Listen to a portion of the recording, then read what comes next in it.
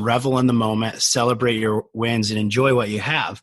Because no matter where you're at right now in your current position, somebody has less than you.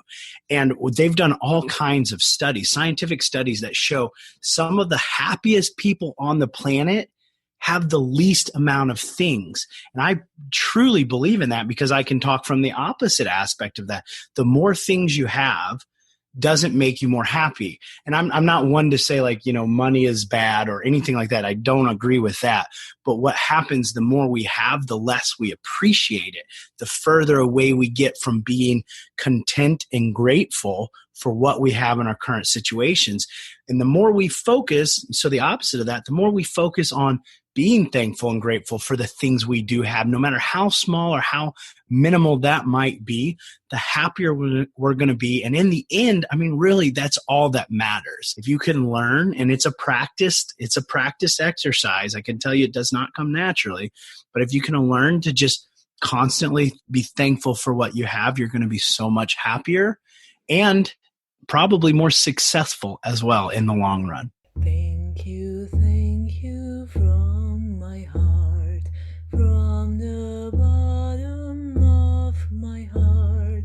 Thank you from my heart, from the bottom of my heart.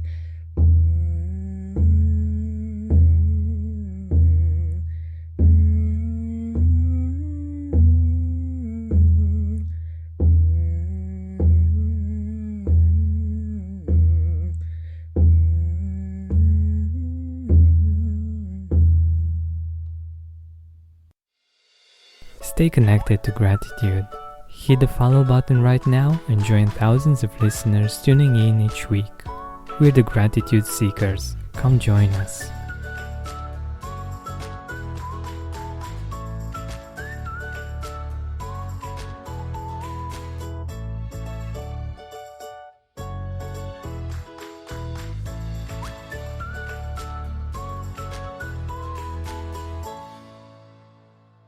Hi, Gratitude Seeker. Welcome to a new episode of the Gratitude Podcast. Today with me, I have Mark Wade.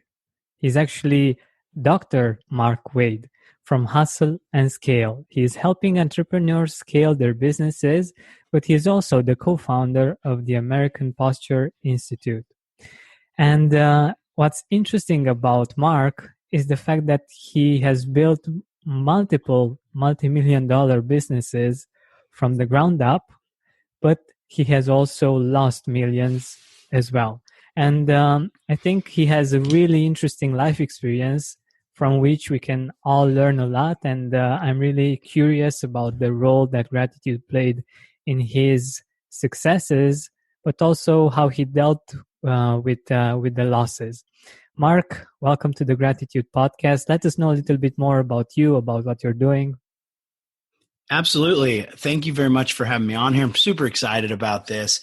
As you said, yes, I am the founder of Hustle and Scale, co-founder of American Posture Institute, and I also have a SaaS company, or software as a service company, called Virtual Summit Software. I like to call it the trilogy. I've been in brick and mortar business, online education, and now software, as well as a few other things. So to say I enjoy building businesses, you'd be spot on right there. But I also believe one of the most important things, which I'm sure we're going to get into, is gratitude. And I've actually got some great stories I'm looking forward to sharing with your audience. Wonderful, wonderful. I'm really, really curious about how it was for you to build businesses. And for instance, in my experience, the fact that you have a perspective from like, you have a gratitude perspective on life, it helps you see the resources around you. And I'm really curious, how did gratitude help you build those multi-million-dollar businesses? Well, I would actually, of course, the gratitude helped me build them, but I would definitely say gratitude helped me go through the process of building them, or through the process of success. It kind of starts, we've all heard that kind of story, like with when the Olympic skier wins the gold medal, they're kind of lost. what do they do now? They've kind of achieved their highest goal. Yeah. And something I've noticed personally, but I've also noticed it with other friends or people in my kind of masterminds that I associate with, is when you get to kind of a level where you've accomplished what you thought would be the highest points you could ever accomplish, you kind of go through a period of loss, and in some instances, you can almost lose your way. You lose purpose, and which I believe, and I've felt personally, that when you lose purpose, it's one of the most disheartening and kind of sad. I don't like to say sad. It's kind of the most empty periods you can be in. It's just a feeling of empty, which is very ironic because you technically have everything you've ever wanted. But what it is you lose that purpose, that fulfillment. And the only way I believe to really get that back is to focus on gratitude. Wow. This is wonderful. And I actually, it actually relates to something that happened recently. I don't know if you know this, but the best female tennis player in the world is Romanian. And after winning the French, it's one of the biggest tournaments in France. I don't remember exactly the name. She now lost her first game in the US Open. And it's a similar situation in which she won something really big, and afterwards it seems that she lost focus, and she wasn't able to continue at the same level. And I think this is very similar and very interesting because it's actually something that happened these days. Yeah, absolutely. And again, you see this a lot. We hear it. I mean, this aspect is kind of a little sad or a little pessimistic, but we'll get into the positive aspects, I'm sure, here as we keep going. But I mean, this is why you see and hear a lot of the big celebrities, a lot of the high-level CEOs of Fortune 500 companies, all committing suicide. We've all heard of the lottery winner who eventually committed suicide. If you don't have purpose, then nothing else matters. Nothing has meaning. And if we don't, as humans, we're not designed to operate without purpose and without meaning. And again, this can be on different levels for everybody. It's not just for the Fortune 500 people, but usually a lot of times going through our journeys, we know what we're focusing on. We're all busy working on that, which continues to give us purpose, which then gives us fulfillment. But if you get to success quickly, which some people do, or you kind of achieve these goals that you've had your whole life, it's easy to lose that purpose. It's easy to lose that fulfillment because one of the things I say is having more, having money's great. Having more money doesn't really mean much. Of course, you want to have money, but it doesn't have meaning. And if we don't have meaning, it's easy to feel empty and lost. And again, I believe the only way to really get that back is through gratitude. Wonderful. And by the way, how did you use gratitude in those moments of your life? Well, I would definitely say so. There's two big moments that stick out in my mind. The first being I was in the military. I was an Army National Guard, and I was pulled out of pre-med and sent to Iraq. So I was in the war at 20 years old. So as a 20-year-old, I got to become familiar with the potential of losing everything very quickly. Also, it was a difficult experience because you go from your normal daily life of having all the comforts of home, running water, a working bathroom, going to bed when you want, electricity, air conditioning, etc., to being over in Iraq at that period of time. We did not have any of that. So you learn to appreciate the little things.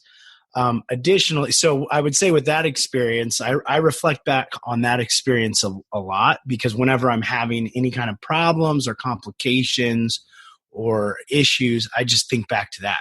And I don't like to say it could always be worse, but sometimes it's important to recognize your situation right now and how good you have it. Mm-hmm. And if that's something that helps you, that's a way of doing it. I always look at it and go, hey, at least I've got running water in a bathroom inside of my house right now. Because during that 18 months, I did not.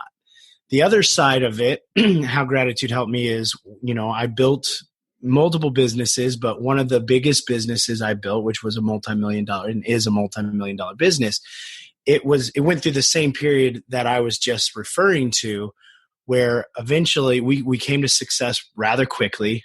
We are one of the industry kind of titans in our space.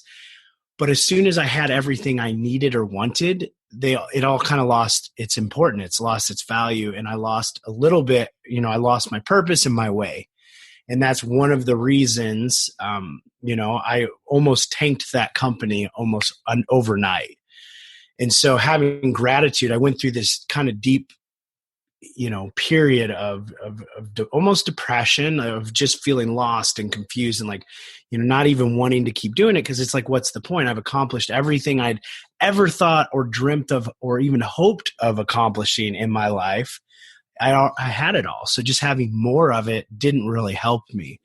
But it wasn't until I started focusing back on gratitude, on what I had and why it's important, and the small things. And like one of the biggest things that helped me is I started focusing on kind of this thought process of revel in the moment, celebrate your wins, enjoy what you have. Because I stopped celebrating even the small wins. I stopped appreciating the moment. And I wasn't enjoying what I had because I was just constantly looking for more of it. So gratitude actually helped pull me out of that period. I mean, and it was a dark period for sure.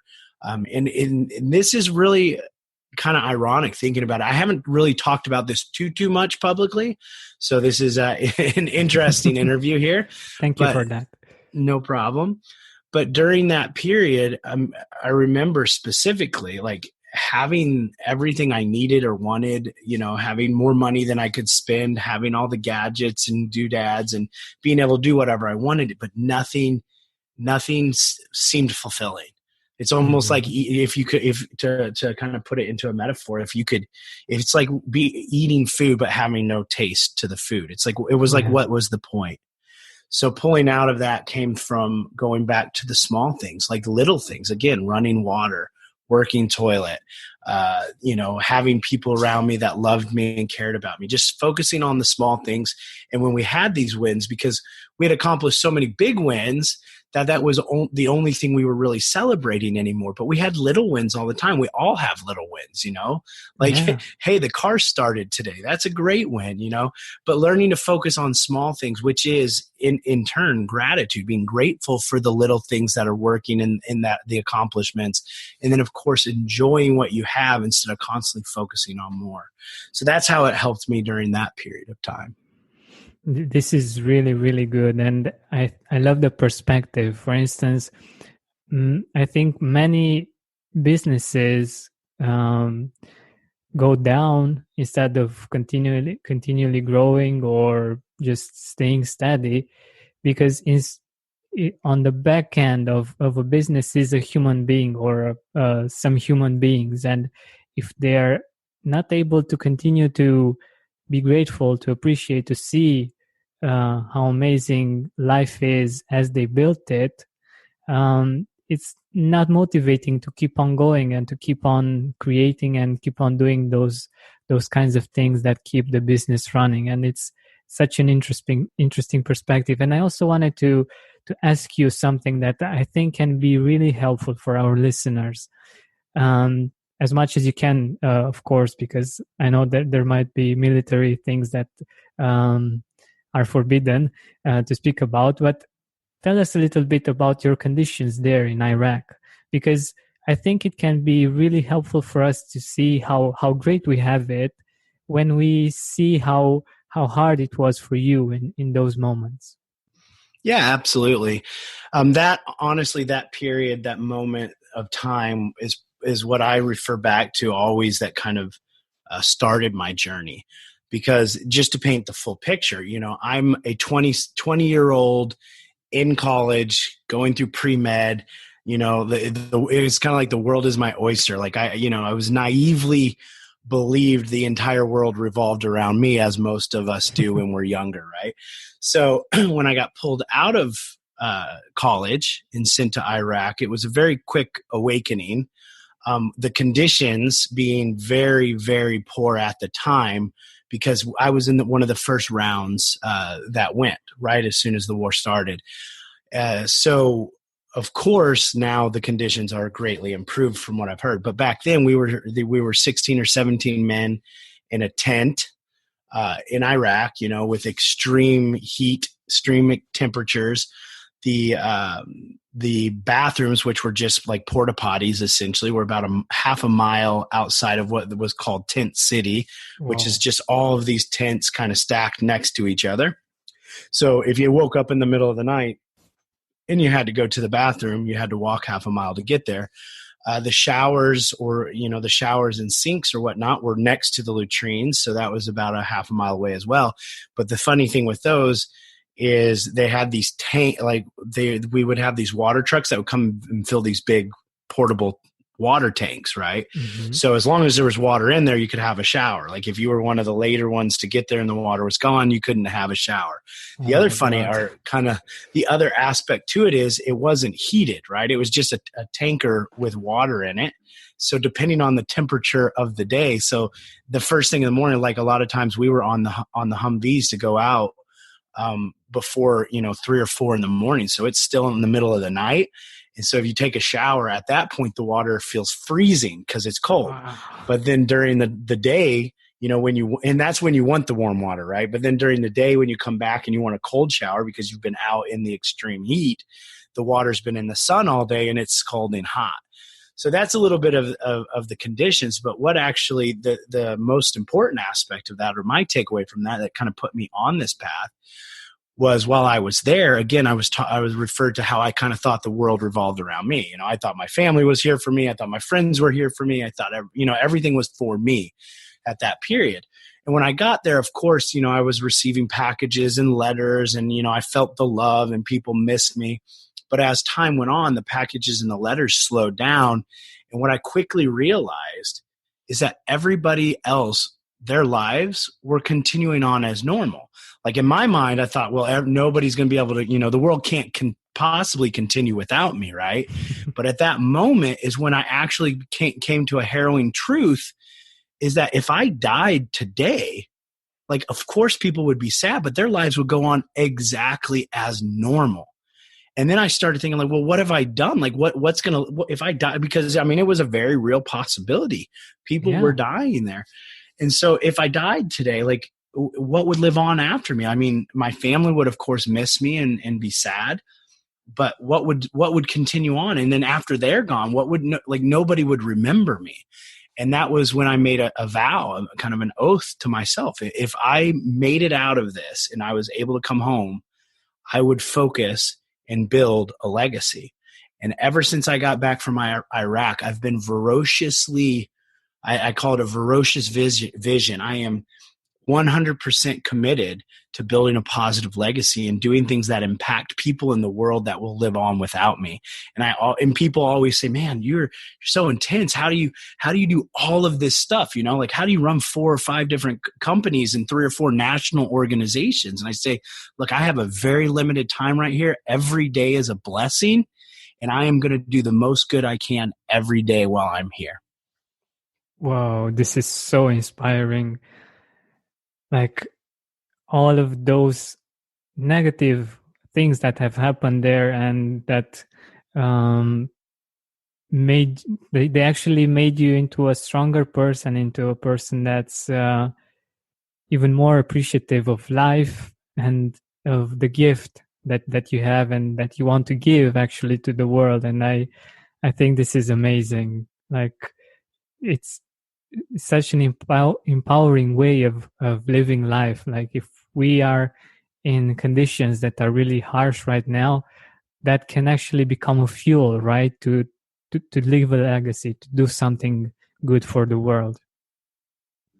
Yeah, that's what it is. And honestly, again, going back to those kind of 3 steps, revel in the moment, celebrate your wins, and enjoy what you have. Because no matter where you're at right now in your current position, somebody has less than you. And they've done all kinds of studies, scientific studies that show some of the happiest people on the planet have the least amount of things. And I truly believe in that because I can talk from the opposite aspect of that. The more things you have, doesn't make you more happy. And I'm not one to say like, money is bad or anything like that. I don't agree with that. But what happens, the more we have, the less we appreciate it, the further away we get from being content and grateful for what we have in our current situations.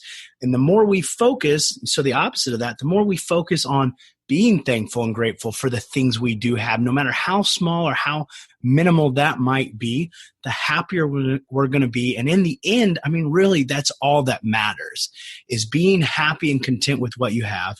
Revel in the moment, because the moments pass quickly. And honestly, even if you live a full life, it's just a blip. It's a small period of time. So enjoy every single moment. And unfortunately, there's a lot of people that don't get to enjoy that entire lifespan.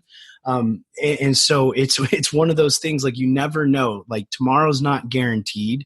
So enjoy today, enjoy the moments, celebrate your wins, whatever you're working on, whatever that thing is that you're kind of hoping to do or trying to do, celebrate even the small wins. Like, even if you just got something else accomplished today, celebrate that, because the more we celebrate our wins, the more grateful we'll be. And then, of course, enjoy what you have, because there's always somebody out there that has less than you. And I know that kind of seems cliche and like, well, so what? I want more. But honestly, just be grateful for what you have. I'm telling you, having more does not necessarily make life better. If you can learn, and it's a practice exercise. I can tell you it does not come naturally. But if you can learn to just constantly be thankful for what you have, you're going to be so much happier and probably more successful as well in the long run.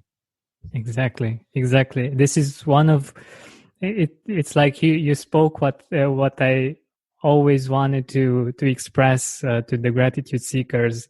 This is the exact same thing that I'm always thinking about and wanting to get the word out about, because this is the truth, and this has been my experience, and this has been your experience, and the experience of many other people around the world.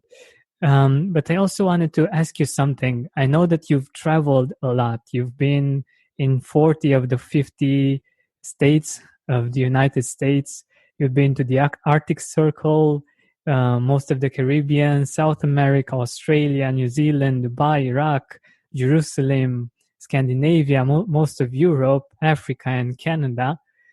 And I'm really curious to find out how this changed you. How did this traveling help you see the world from a different perspective?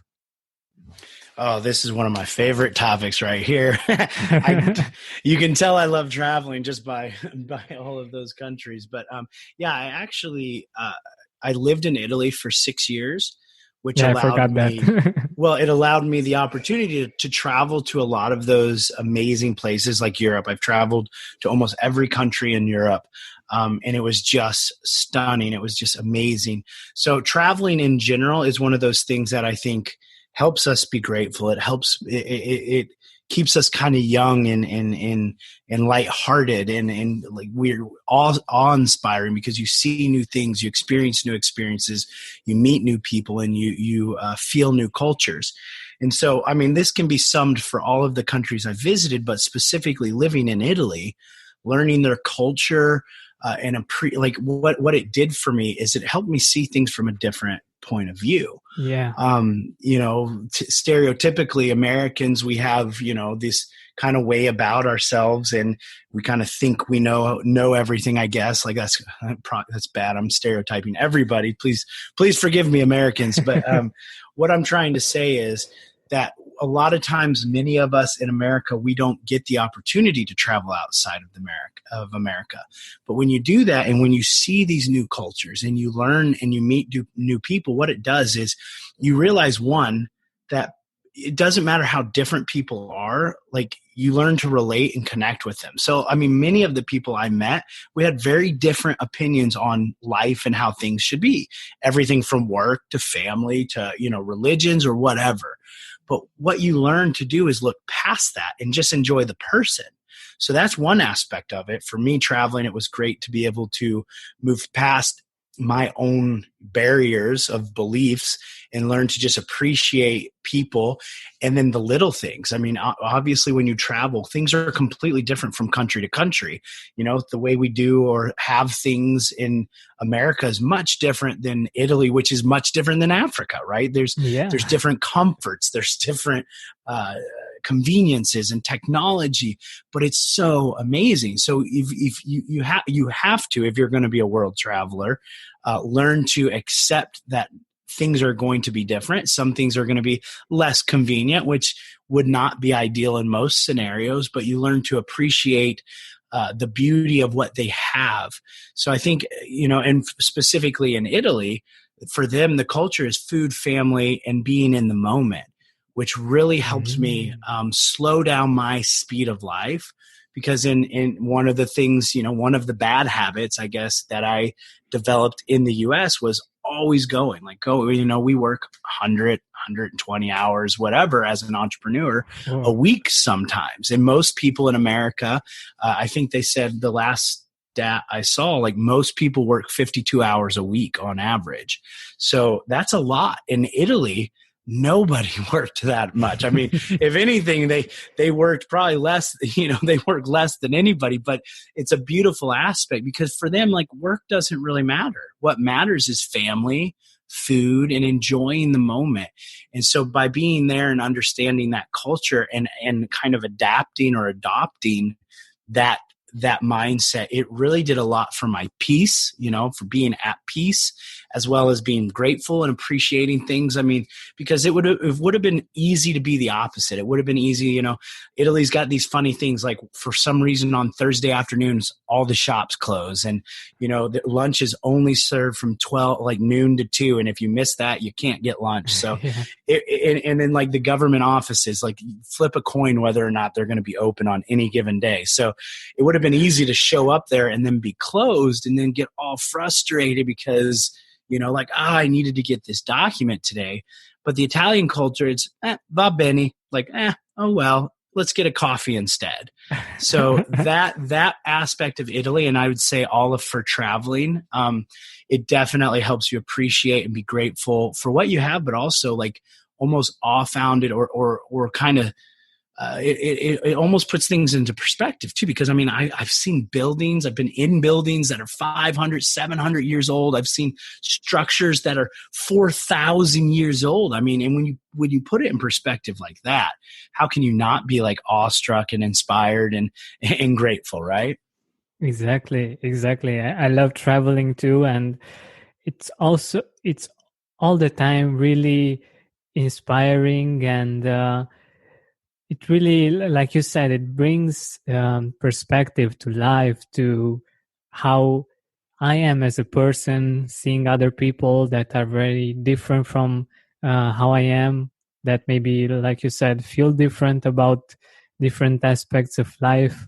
And it's really interesting to see other people, but also see yourself in those contexts, because it's not the same as seeing those things on the TV as it is to be there, to like be in an Italian restaurant and smell the pasta or the pizza, or interact with the waiter. It's a whole nother experience, and totally like I love this part about Italians, the fact that they take time to enjoy things, and it's an important part. And even though from one point of view, it can be like, okay, they should be working harder or something. I think they are teaching us a lesson by how they are too. Like there is the need for a balance and for appreciating things and for appreciating life, that is still as important as working hard and getting lots of things and reaching the heights of success, right? Yeah, you absolutely nailed it there, and you made an amazing point with that. It's about balance, right? And in balance on both sides. I mean, that was probably even a better way of saying what I was trying to say earlier is, having too much of something isn't good either. Having too little is where we a lot of times focus on, but it's about the balance. So Exactly. So I wanted to ask you if you've always been grateful, but better yet, if you could go back in time, like maybe 10 or 20 years ago when you weren't this grateful, what would you tell your younger self about gratitude? Well, I would definitely say I have not always been grateful. I have always been fortunate, but I didn't always appreciate what I've had. And that's not just in the past, it's gratitude, I think, is a mindset, and we can be in it or out of it. And I also saw, I've seen some quotes or posts actually recently, which I think is appropriate for this interview, is it's you can't be grateful and depressed at the same time. So that aspect is something to understand, is we can come in and out of gratitude. I mean, obviously. So it is a learned and a practiced skill, I would say. But for my younger self, I think the first thing I would do, because I don't think my younger self would have understood the importance of it, because he wouldn't have had all the experiences, the stumbles and the life lessons and the things like that I have had. So the first thing I think I would make him do is read the book Think and Grow Rich by Napoleon Hill, so he could put his mind around like what that aspect of thought, the power of thought, how important that is, because he probably wouldn't listen to me, right? He'd need to hear it from somebody else first. But at that point, then I would have the conversation with him about the power of thought and how every thought that goes in or out affects the outcome of your life. I mean, I truly believe I've gotten everything I've ever wished for. And sometimes that's a curse, because I'm not talking about just money or things. I mean, I remember when I used to say like, oh man, all I want to do is just travel all the time. That's all I want to do. Like, I love traveling. I wish I could just travel. And then sure enough, 6 months or a year later, I recognized, man, I am traveling every weekend for conferences, for seminars, for teaching, for this. And I'm like, this is too much travel. So be careful what you put in or out, because I truly believe you do get what you ask for, not necessarily tomorrow, but down the road. So I would tell them about the power of thought. Everything that goes in and out affects the outcome of your life. So guard your brain and your thoughts closely and do your best to fill it with positive things or constructive things, because it will affect your life. And this is also, I mean, I think we overlook it. I know my partner tells me this more, because I do like the occasional scary movie, right? But she's very adamant. She won't watch anything scary, anything bad, grotesque, or negative, because she's very adamant that what goes into your brain will affect your life. And I think a lot of times we think about what we think of in our own thoughts, but we don't really pay attention to just the fact of what we put in there can affect us as well. So that's probably what I would be specifically speaking to him about, and hopefully he would listen to me. Yeah, that would be great. That would be great. But at least our listeners will get your message, and hopefully they will listen, and they will look into Think and Grow Rich, and into being more grateful, and into being more aware of what goes in as thoughts. But you also mentioned something that's really important. You said that when you were traveling, it took you a while to realize that you were actually enjoying something that you wished for a few months ago or a year ago.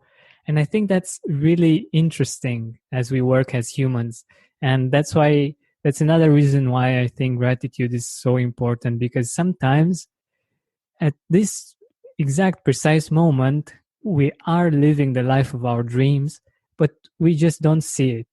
And I think that's really interesting. Like, we might be doing those same things that we dreamed about maybe 1 year ago or 2 years ago, or a couple of months ago, but we just don't realize that we're doing that. And your example, I think, speaks a lot about the situation. And without us acknowledging the fact that we are living the dream life that we uh, thought about at one point, we just we're not appreciating it because we don't realize it. We're not realizing it, and I think that's so interesting about how we work, don't you think? Yeah, as humans, it's interesting just sitting here listening to you and thinking about this topic. It's almost like we're wired for the opposite. We're wired to not Yeah, appreciate and not think about what we have.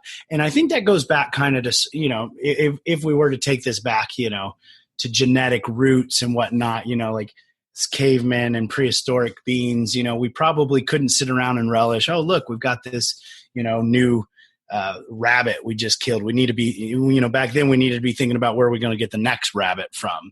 exactly. Maybe it goes to that a little bit, but what I have noticed from myself and from others and having the same discussion with others is that, as humans, we essentially, we set goals and then we move towards those goals.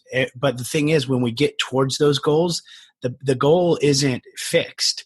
We move the goal forward.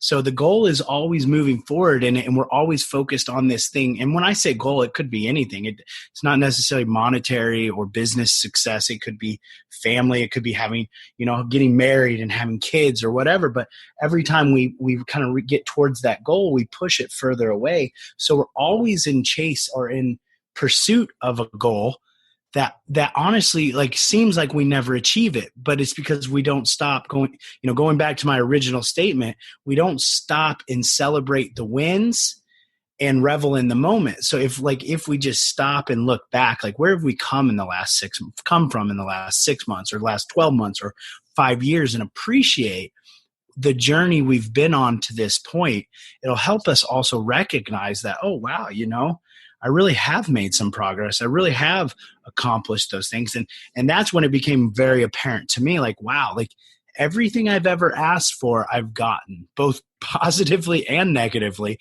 And that's when I started recognizing the importance of being careful what you wish for and being very specific for what you wish for as well. So yeah, I agree with you completely. Yeah, that's so true. So true.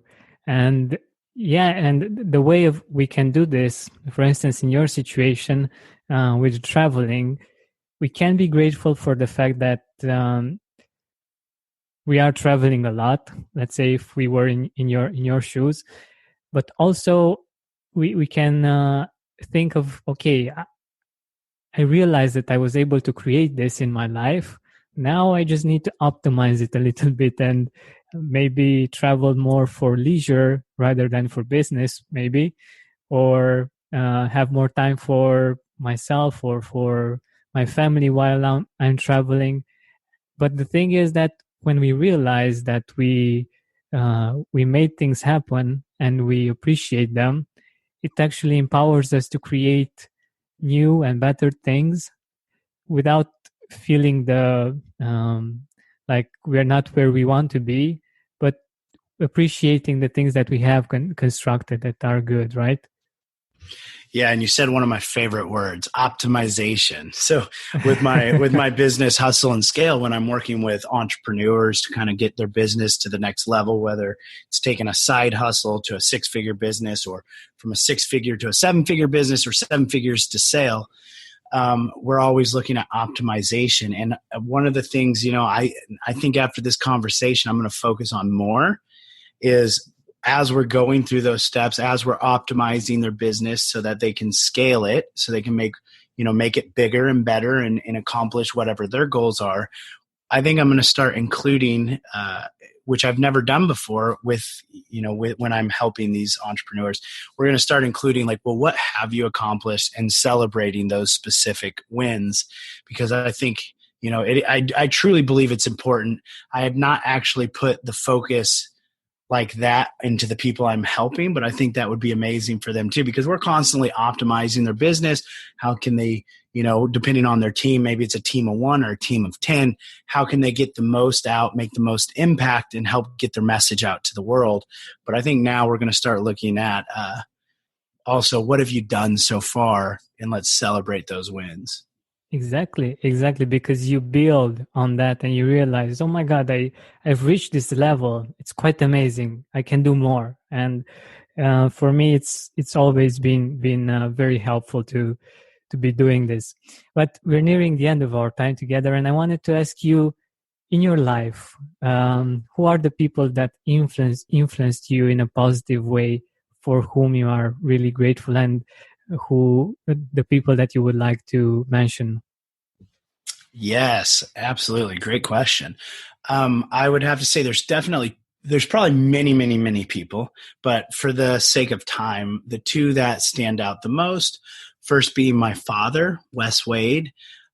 He's always supported me through all of the ups and downs, and he's always been that voice and word of wisdom that helped me along the way, believed in me when nobody else believed in me, supported me when when I had those failures, which we all have along the way. And he's also been the example. He is who's inspired me and told me I could do whatever I put my mind to, and Wow. gave me that mindset of thinking outside the box. The other would be my partner, Dr. Krista Burns. She's also the co-founder of the American Posture Institute, that company over there. But she continues to support me along this journey right now. And she would be, if I had to say, she'd be the example. I mean, it's unbelievable the amount of things that she can do. Both, she's one of the most intelligent, beautiful, just inspiring people I've ever met. And she's constantly inspiring me to do more and to be better. So those would be the two people I definitely want to say, thank you to them and who've helped me be grateful along the way. Wow. I love the explanations and what you feel about these people from your life, and I think it's amazing, and it's actually an example of how you can express gratitude and how you can be grateful for certain people. So where can our audience find you? Where can our audience see your work and get in touch with you?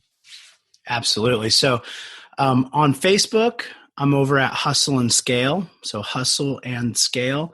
I'm there regularly. You can jump on Messenger there and shoot me a message. I check all of those. Also, I'm on Instagram. If you want to follow me on my journey and my travels and see cool images, you can also go on Instagram. And again, it's Hustle and Scale. And then, of course, my website is Hustle and Scale as well. So you search Hustle and Scale, you'll find me. Perfect. So make sure you go to hustleandscale.com and you will find Mark there, and you can get in touch with him. Thank you so much, Mark, for being here with us, for sharing so much of your life and your experience with us. I really, really appreciate it. Yeah, absolutely. And, being grateful right now for even being on this interview with you, I'd like to just go ahead and give your audience a free gift for anybody who it's relevant to and wants it. I specialize in a strategy called the One Day Summit. So I'll give you the link that you can put in the show notes. But if they wanted to go to hustleandscale.com/free course, I'll give them a free course on how they can set up their own one-day summit so that they can start scaling their business for those entrepreneurs that are out there in your audience. Amazing. Thank you so much. Hey, Gratitude Seeker, thank you so much for taking the time to listen to this interview. I really appreciate it.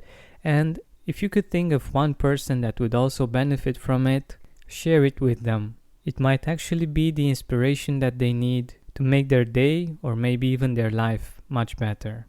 Thank you so much once again. This has been Georgian Benta. Don't forget to keep seeking and spreading gratitude.